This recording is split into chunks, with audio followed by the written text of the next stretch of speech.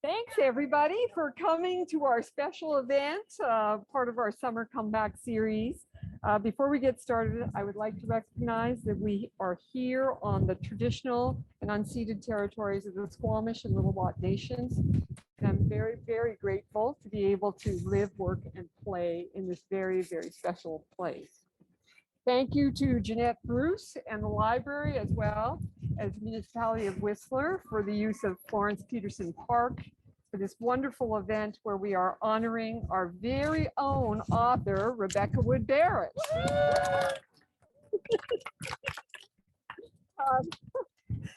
Which is an awesome read. And if you haven't gotten your hands on it, Dan from Armchair Books, the best bookstore in the world, is here with copies to buy, and Beck will be available to sign your books. I know I'm also going to say, because I'm a person of a lot of words, let's face it. You probably know me.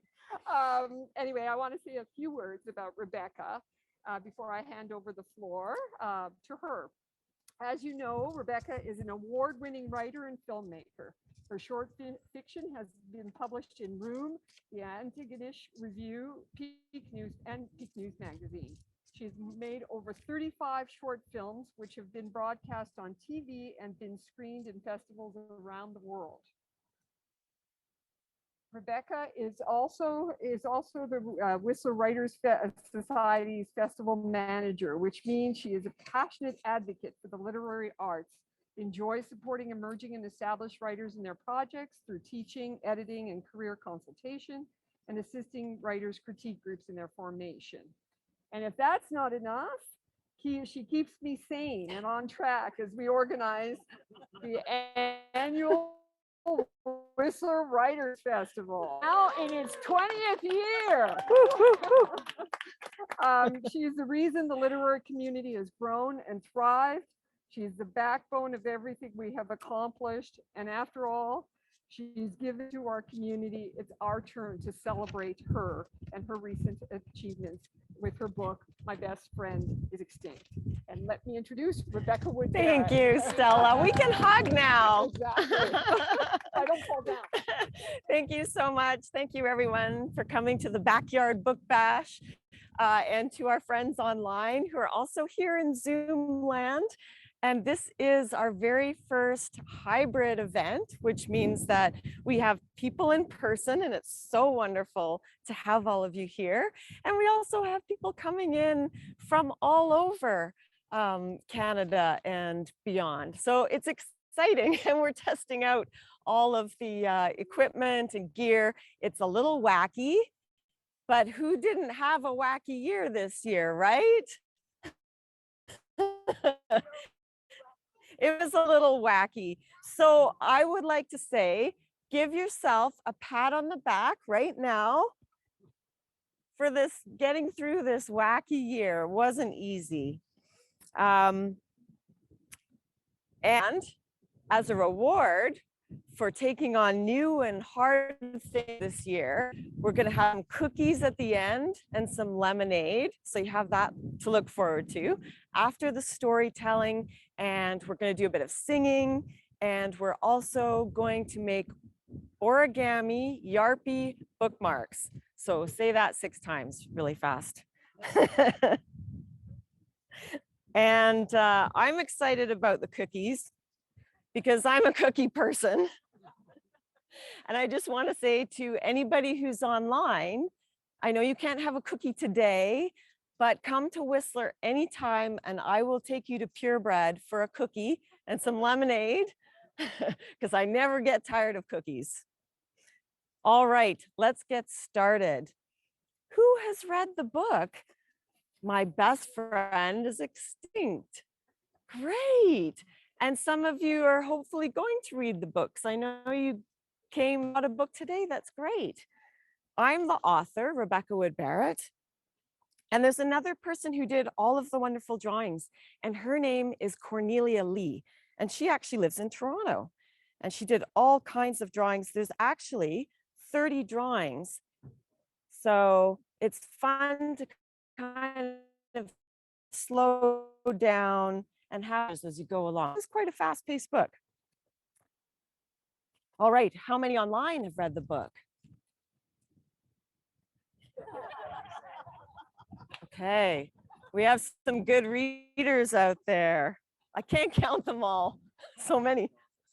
Catherine Fawcett, this is my son, Oliver, and he's reporting on everybody online. He's so clever. There's a little bit of some of our story in the book, but Henry is a unique character, indeed.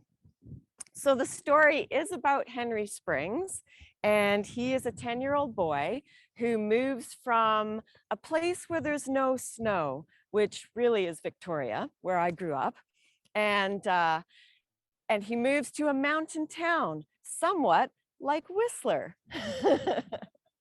And when he gets to Whistler, or the mountain town, we'll call it, it snows and snows and snows, but it's really an unusual year. It's snowing so much that even the locals are saying, maybe it's the start of an ice age. It's kind of weird how much it's snowing. Henry loves exploring, and he ends up digging tunnels into a snowbank, or rather discovering these tunnels. And when he's inside the tunnel, he discovers a strange prehistoric creature. He's not sure what it is. So he discovers this creature that he calls Yarp. And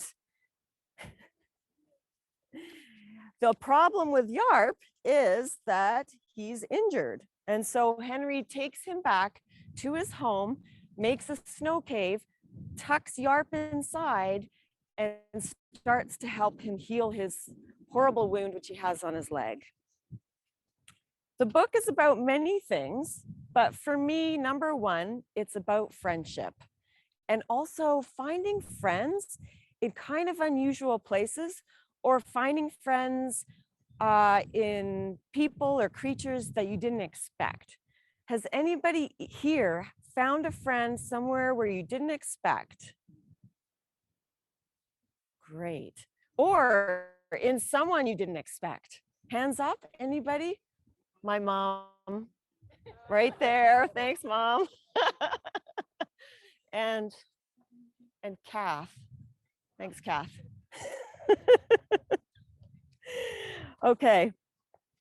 And has anyone ever helped you out when you needed it?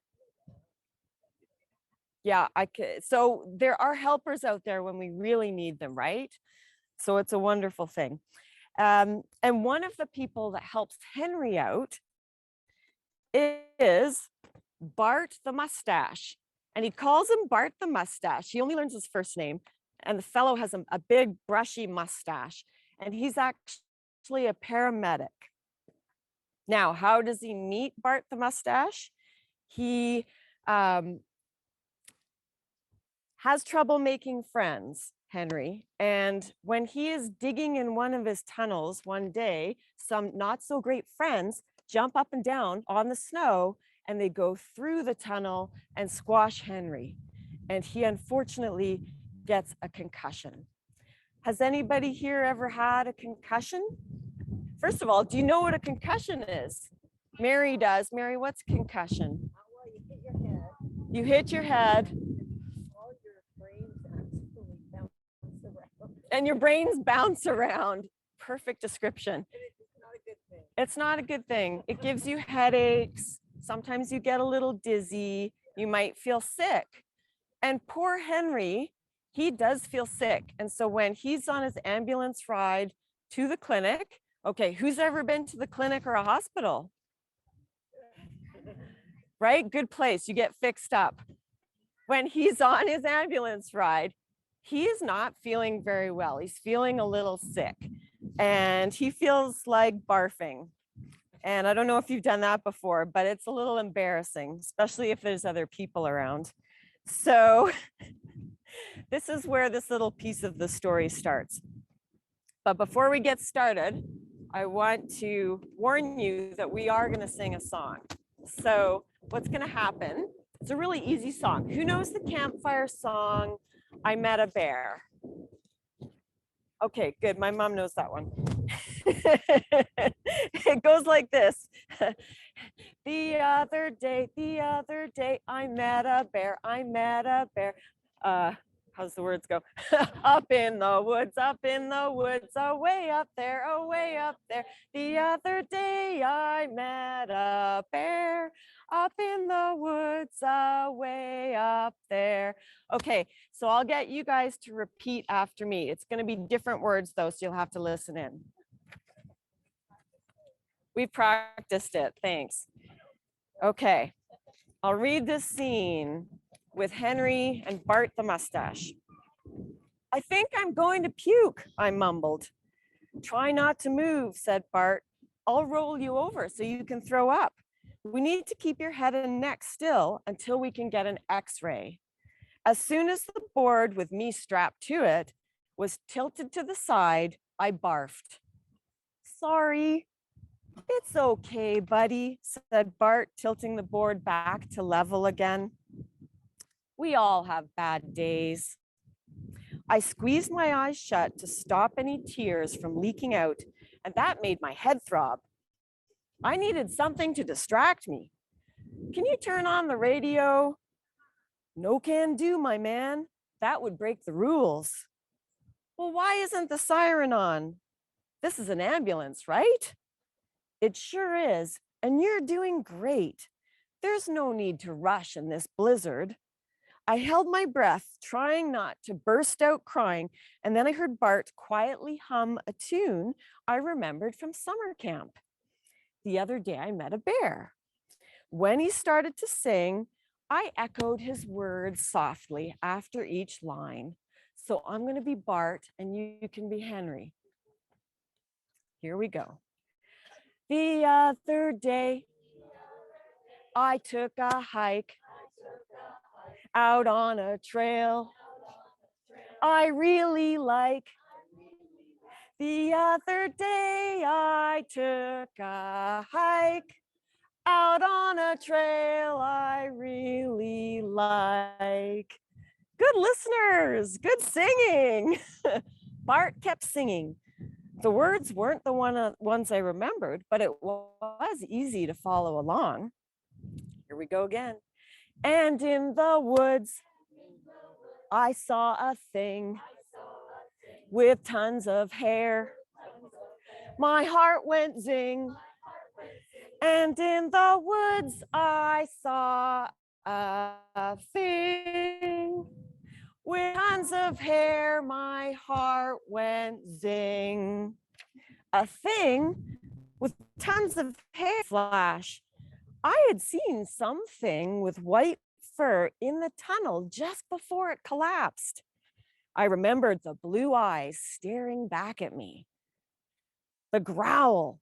It wasn't Lucas, that's Henry's friend, that's for sure. But was my memory real? Had there really been a thing in the tunnel with me?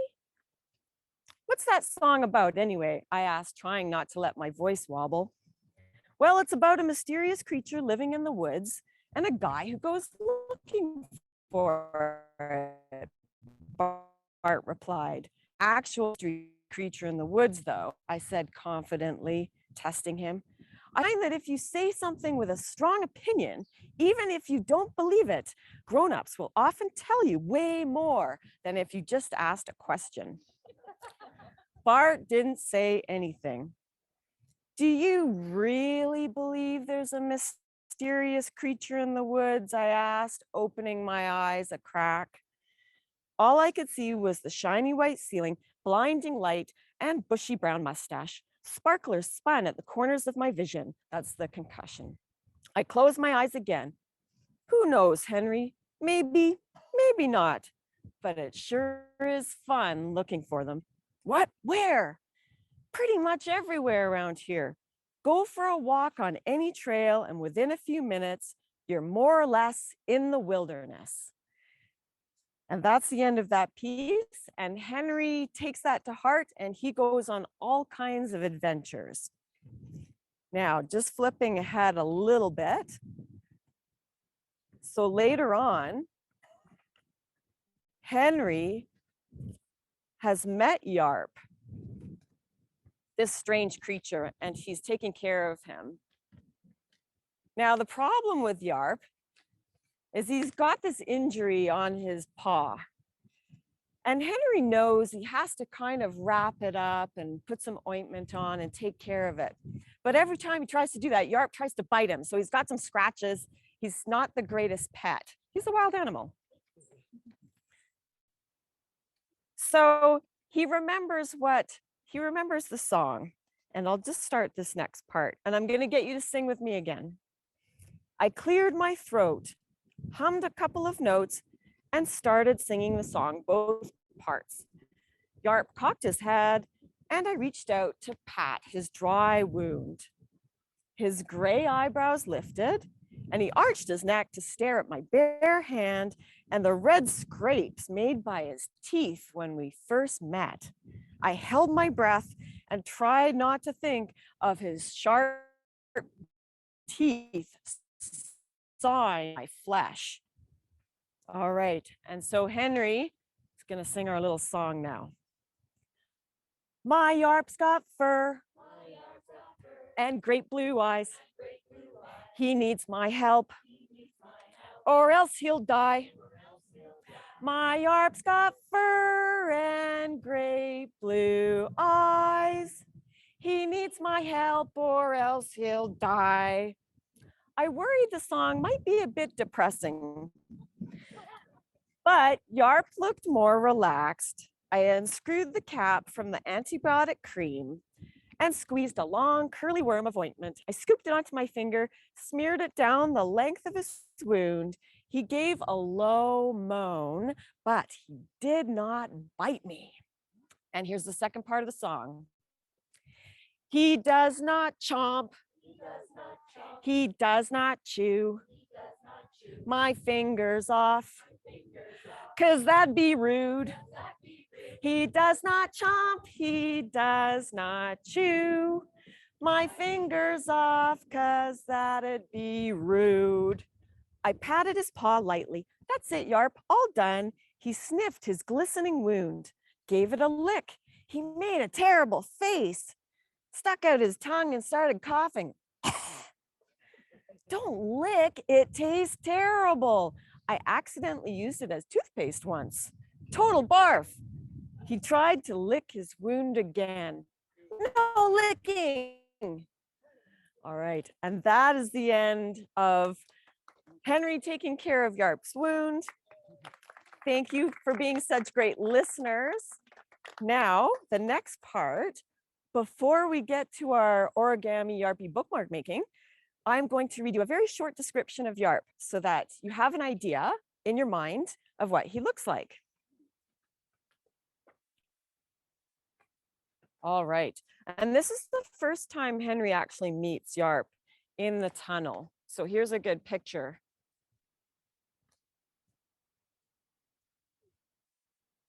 The animal lifted its head and blinked at me. I froze. I had never seen anything like it. Pale blue eyes, the same color as the walls of snow, shone in the light. Covered in thick white fur, the creature had faint gray stripes above its eyes and two triangular ears poking out from the top of his head. It reminded me of a mashup of a polar bear and something out of Dr. Seuss, with its huge oversized paws, long skinny legs, and quite a short snout like a lion's. Something about those eyes made me unfreeze. I was still a little scared, but I had an urge to stick my hands in the creature's fur and give it a pat. When I got close enough to touch it, I took off my gloves. I reached out to stroke it. Underneath its fur, I could feel a bone poking out, a low growl rumbled its throat. I won't hurt you, I said. Suddenly it snapped at me, its teeth scraping over the back of my hand. So that's the first time he kind of bites Henry.